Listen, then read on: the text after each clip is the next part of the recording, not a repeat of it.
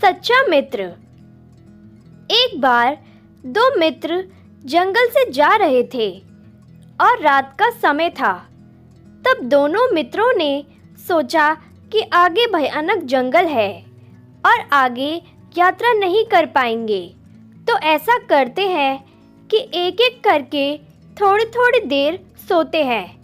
पहले एक मित्र सोया और आधी रात को दूसरा मित्र सोया और पहला उठ गया। दोस्तों, जब दूसरा मित्र सो रहा था तब इतने में वहाँ पर एक सांप आया और जो मित्र जाग रहा था उसने उसे देख लिया। उसने उस सर्प से बोला कि तुम यहाँ क्यों आए हो? तब वो सर्प बोला कि तेरा यह मित्र मेरे पिछले जन्म का वैरी है और जब तक मैं इसका खून नहीं पीऊँगा तब तक मेरा प्रतिशोध शांत नहीं होगा और मुझे मुक्ति नहीं मिलेगी। इसको मैं डस के इसका खून पी के तब मैं यहाँ से चला जाऊँगा। तब उसके मित्र ने कहा कि तुझे मेरे मित्र का खून ही चाहिए ना? अगर मैं तुझे इसका खून पिला दूँ तो यहाँ से चला जाएगा ना? तब सर्प ने कहा कि हाँ, तब मैं चला जाऊँगा। अब जो मित्र जाग रहा था वो अपने मित्र जो सो रहा था उसके छाती पर हाथ से चाकू लेके बैठ गया।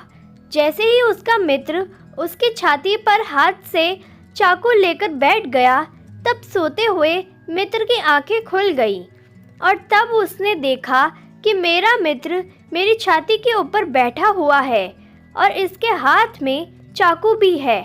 यह देखकर वो फिर से सो गया और उसके बाद उस दूसरे मित्र ने अपने सोते हुए मित्र के सीने पे हल्का सा चाकू चलाया और उसके सीने से थोड़ा सा खून निकाला और सर्प को पिलाया और उस सर्प को वहाँ से भगा दिया।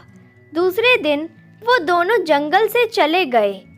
ना ही उस मित्र ने पूछा और ना ही उस मित्र ने बताया, पर इस मित्र को बड़ा आश्चर्य हुआ कि मैं इसके ऊपर चाकू लेकर बैठा था और ये बेपरवाह होकर सोता रहा।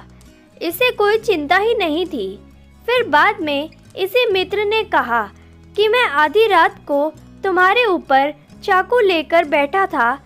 तब दूसरे मित्र ने कहा कि हाँ।